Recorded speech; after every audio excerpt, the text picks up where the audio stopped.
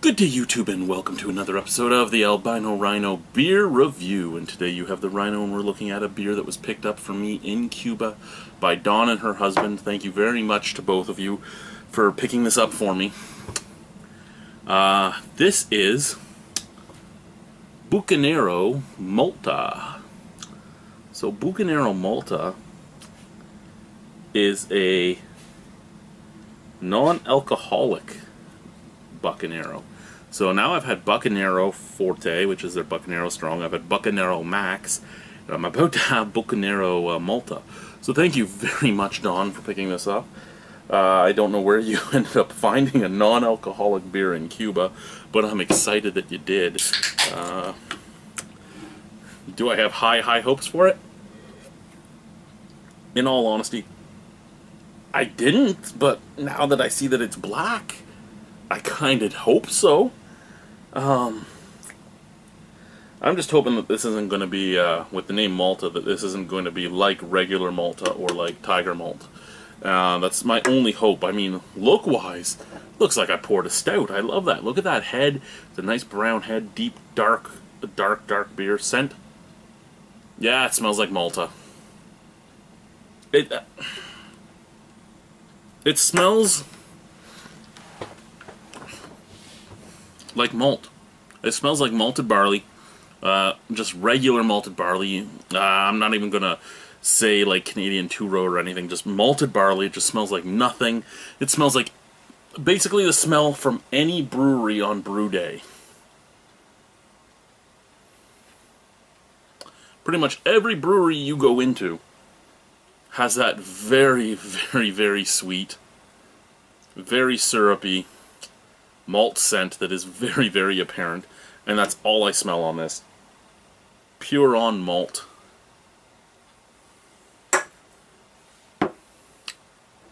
Little disappointed now. Pouring it, I was excited. Smelling it, a little disappointed. But I mean, Tiger Malt and Malta and stuff like that, they have their place. People like them, so whatever, right? Let's try it. Cheers.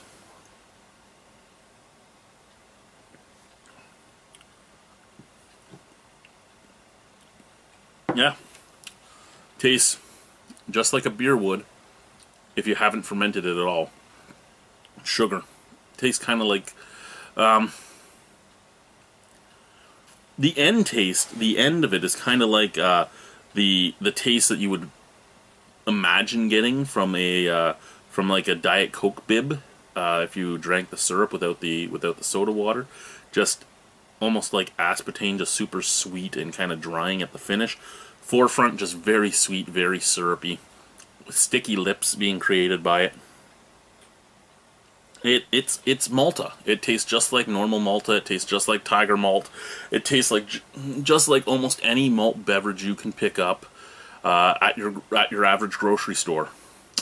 You buy a malt beverage, and you kind of are getting this sort of even like Horlicks, and I mean Horlicks you mix yourself, but it kind of reminds me of that too. Just super sweet taste. For any of you that are home brewers, if you've ever tried your wort before pitching your yeast, again, basically just like that, just super sweet. All the residual sugars from the malted barley is there. All the residual sugars are there. Nothing has been eaten out yet. This eaten out yet. I would imagine that with yeast you could probably make this into a good probably a good 6% alcohol beer. Like, there's just that much sweetness. I wish I actually had a hydrometer near me. If I didn't have to walk all the way over there and to dig through my stuff to get to my hydrometer, I'd love to test what this is at right now, because that would tell me just how much I could probably get it to.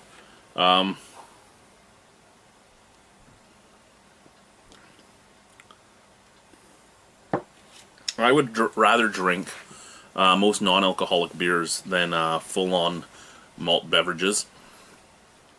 I have had some non-alcoholic beers that have tasted as sweet as this, but for the most part, most of the non-alcoholic beers I've had have been de-alcoholized, so they actually were fermented, and then somebody went through and either watered it down or used enzymes to eat the alcohol out. So it is nowhere near as sweet as this. This is just too sweet for me. It's kind of deadly to me how sweet it is. Out of 10 on this, I'd probably give it a 4. Just because of how sweet it is. It's not a bad drink. I mean, there's going to be thousands of people that love this. I'm just not one of them. Thank you very much, Don, for picking it up. Buccanero Malta. Bye, guys.